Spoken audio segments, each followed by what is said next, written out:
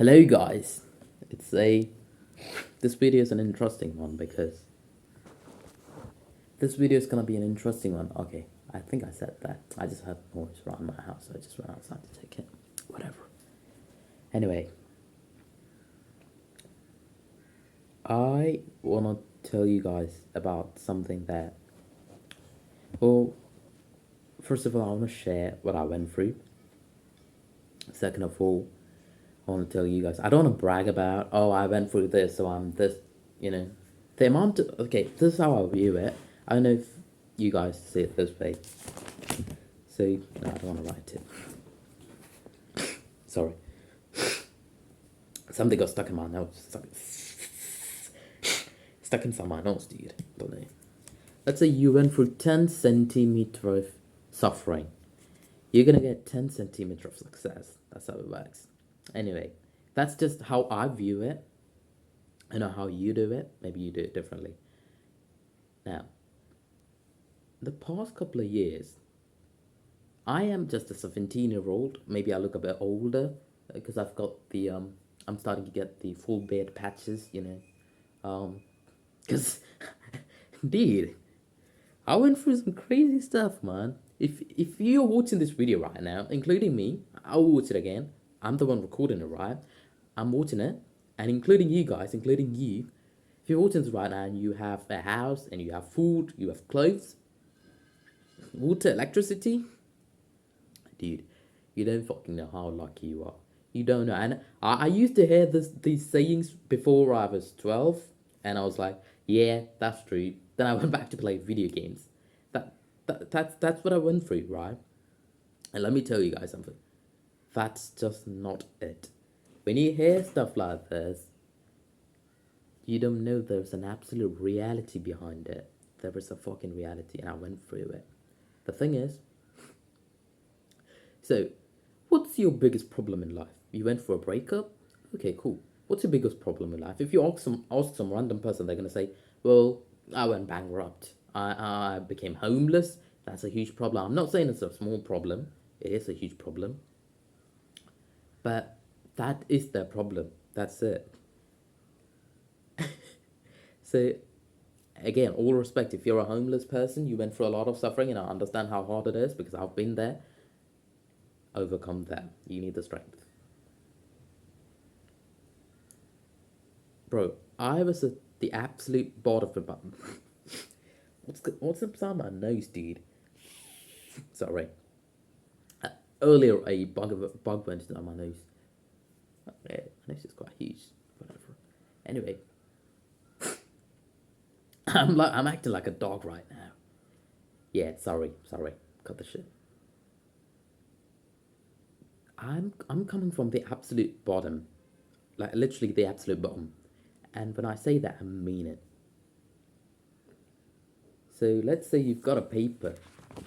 Let me just tell.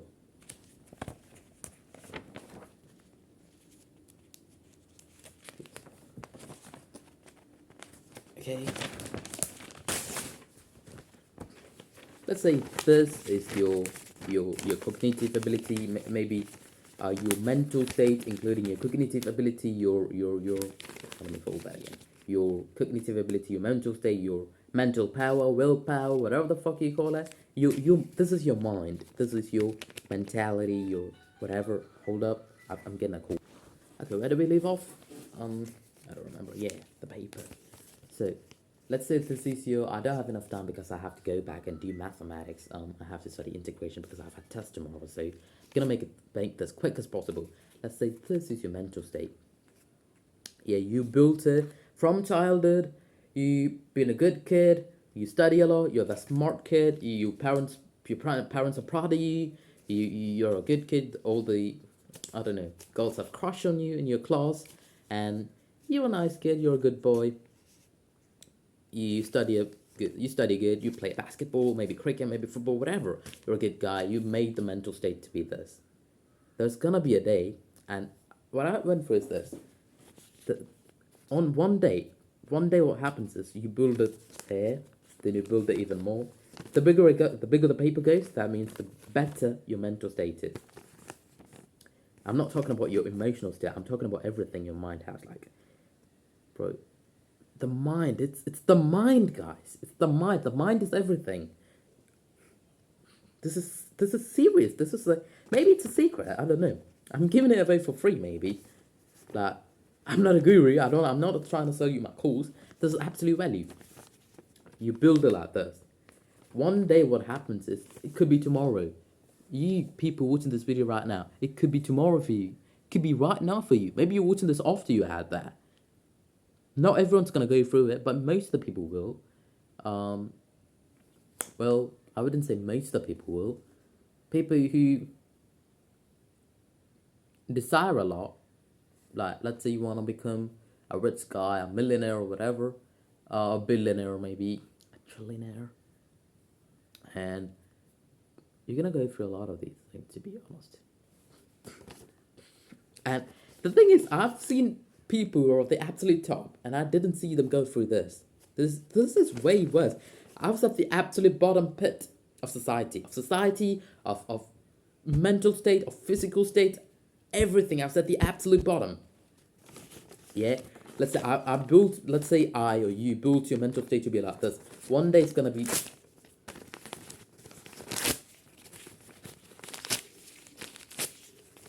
Even more. One day, this is gonna be your mind. That's that's what's gonna happen, and it's coming. I know it's coming for me again. So when it comes for me again, what I'm gonna do is I'm gonna prepare myself. I'm gonna prepare myself. I'm gonna build it over and over again. You know what happened to me was, it's gonna go again, right? It's gonna go again. So what happened to me was, I was in London and I had. I basically went through homelessness, and I was thinking about it in the morning, and I was not crying because these things cannot make me cry anymore because I've seen worse. But it wasn't cry. I had tears down my eyes, and I was happy and sad at the same time. It was a very interesting experience. Uh, it was a very interesting experience actually. And so if you ask a successful person or a random person, what's the worst thing ever happened to your life? I went through a breakup. Oh, I went through a homelessness experience. You know what happened to me?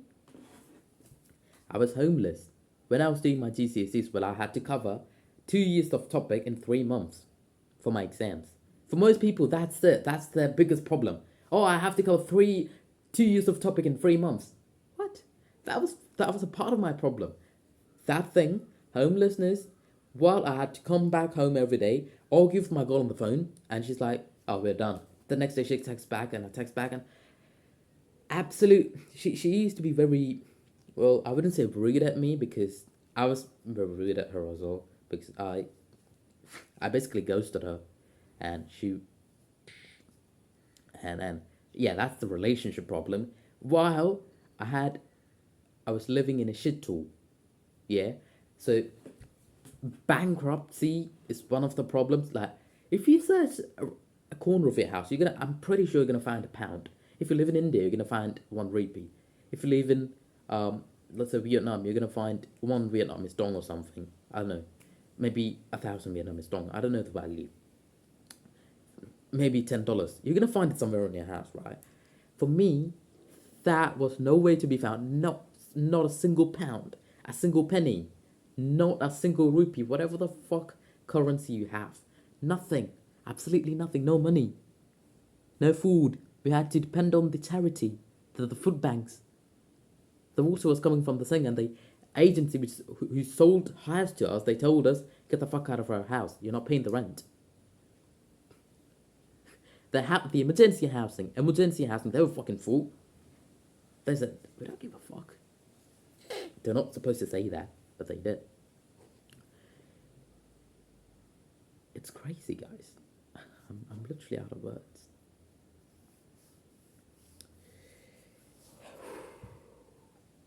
That time, remembering that time, dude. That time is what you call suffering. That time is what I call suffering. Bro, I was inside my... Dude, I was at a place where it's almost impossible. It was almost impossible for me to build myself and be in a one even make myself 1% better. That was the worst position of life ever. You can never be in a position like that. Never ever. That was the worst place of life. No food, water, classes were fucked up. My mental state, I had no focus. I wasn't lazy, by the way. I had sure I was depressed, I was sad, I had anxiety, but I had mental health issues 100%. But I did the work sometimes. Sometimes I was lazy. But again, it wasn't me being lazy, it was just me wandering around. Why my life is fucked. And it was a crazy time, dude. All these online gurus you see talking about their life problems, I laugh at them because they make a fucking script before the video. Yeah, oh, I'm gonna put this problem of my life around here. I'm gonna put this problem of my life around here. Fuck them. They didn't go through shit. They didn't go through shit. These online gurus you see, yeah, I'm not talking about some. I'm not talking about Elon Musk, by the way. I'm talking about some gurus out there with 100k subscribers. Well, I have relatively low subscribers compared to them, but I went through the real shit. They didn't.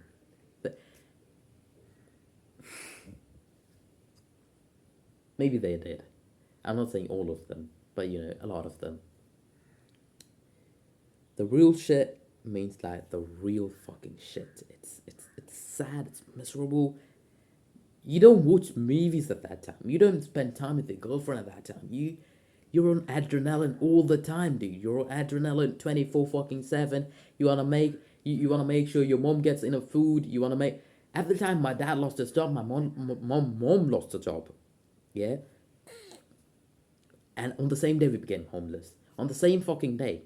It was the same exact day. How is that a coincidence? Or did God want me to do that? Did God want me to go through that thing? Homelessness and jobless for parents on the same day. I couldn't get a job because I was underage. I tried for many. Then I did some online business shit, which did not work out because I had no internet. Even though I lived in London, which is you get high speed internet over there, but I did not get it because I lived in a shithole inside. Most of the time I went to the library to do some copywriting for business owners, but you you cannot attend meetings and shit at the library. You have to be silent, you know. Yeah, basically, how I got internet to talk with my girl and all that was, I had a laptop and I had a phone. So what I would do is I would turn my phone's mobile data on, and I would put the hotspot on, and I would put my phone outside of my house. Yeah, outside of my house on the terrace of another house. So we lived in a little house, and the house next to us, it wasn't a house, it was actually an office, and the people in there, they allowed me to put my phone on top of the terrace. Yeah, the open terrace. And they made the house in Britain doesn't have an open terrace. They did. It's like a rooftop over there, and yeah, I had to risk my phone from being stolen by a random guy on a bicycle to get internet. And I would sit inside the room and at my house with no jacket on, with no heaters on, with no. It was fucking minus 4 degrees. I still remember that day, not just a single day, a whole month, but this day was minus 4 degrees Celsius. I had a very very loose shirt. It was half sleeve. I had no Under Armours. I had no good clothes. I didn't even have good pants. I just had like a pair of jeans and one jeans and two shorts, I think. Yeah, and another short which was all there was like a lot of holes in it, and it was I wore it when I was home and when I used to go like next to the store next to my house. That's what I used to wear because I'm still fucked up, by the way. But I didn't know. I'm still at this stage. I have to build myself to here. But the thing is, it took me over 1 year to go from here to here. And this is too bad. I have to get to this stage, the big stage. I have to build my mind there. So I knew a day like that is coming again. I knew, A day like that is coming. It's waiting in front of me. It's waiting in my future and the upcoming years. And guess what? When it comes again, I'm gonna fucking, I'm gonna make that situation say to itself, Jesus, I did not want to meet this guy again. He's grown up now. It's better now. I used to be, guys.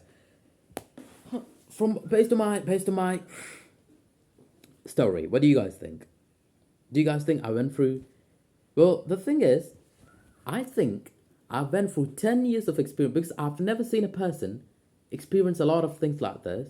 It was in 1 year. It all happened in 1 year. You know, if you see the house I lived for over a year, you'll cry because leak in toilet. Oh my god, it was the most disgusting, most fragile, the miserable, the worst part of my life. Leak in bathtub. And you know, whenever it rains, right, we always had to put a pot. We always had to put a pot under the roof so that the rain doesn't it actually leaks through the terrace, through the ceiling, and it when it falls on the ground, we didn't want it on the mat, so we'd always put a pot in there. And yeah, we didn't even have locks in our house. It was just a little wooden door that had a little key which wouldn't even work. And yeah, and there was a so let me let's see if I can show this to you guys. So I lived in a place that kind of looked like this. Yeah, I'm gonna draw it to you. I think I have a picture of that. Maybe I can show a picture of that in the future. I think I do have it. It looked like an absolute cave, like a bat cave. Oh fuck! I don't wanna go back, guys. It was a horrible time, dude. It was a horrible time. But again, I went through it, I overcame it, and I'm ready for whatever the fuck is next. So, it looked like this. I don't want to do this, guys, I'm sorry. But I have to. So a rectangular cave, a straight rectangular cave, and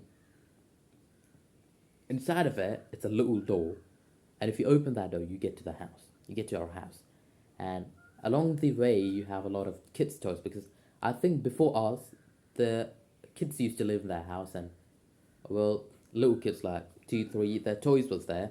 I used to go and take those toys, but I couldn't play with it because I was like older, a bit older than them. Not a bit, you know. I was in my teenage. I'm still a teenager, by the way. Yeah. We had these toys over there, and we had these huge pillows, random pillows of random people in there, and some random bunk beds, and some random stuff in there. It was like a garbage bin. That's where I lived. I lived in there. It's like a junkie yard, you know. It's like a junkie yard.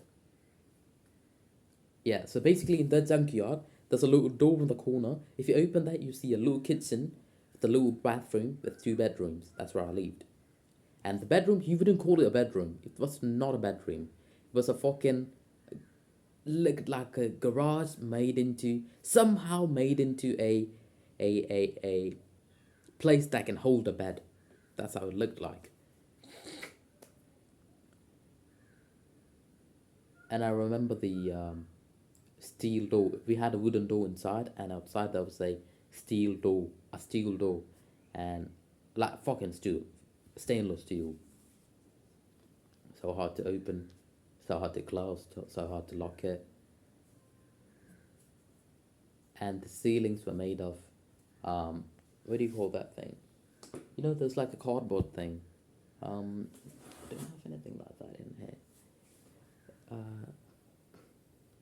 Like a cardboard thing. I don't remember what that is. Like a cardboard thing, right? That's how this. Not the ceiling. The walls of the house looked like, and on one side, our wall was connected to the walls of the other house, so we didn't have to build one for ourselves. Well, we didn't build that. The agency had to, and that was fucking expensive. London, mate. London's expensive all the time. Oh fucking hell! It was a great bad time.